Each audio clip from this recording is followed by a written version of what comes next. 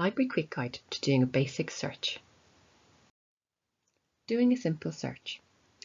If you're not sure of a title or are not searching for something specific, you can use a basic keyword search in the catalogue. Click in the search box, type in your keywords and click Search.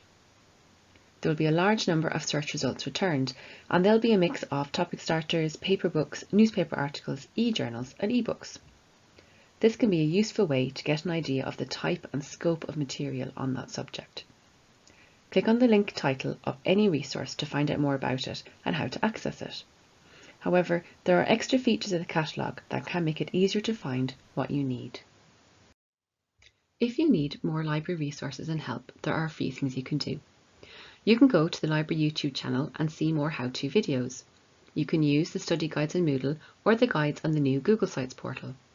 You can email the library team at libraryroast@gllm.ac.uk, or you can send us a message on Twitter @Clondriflo Lib.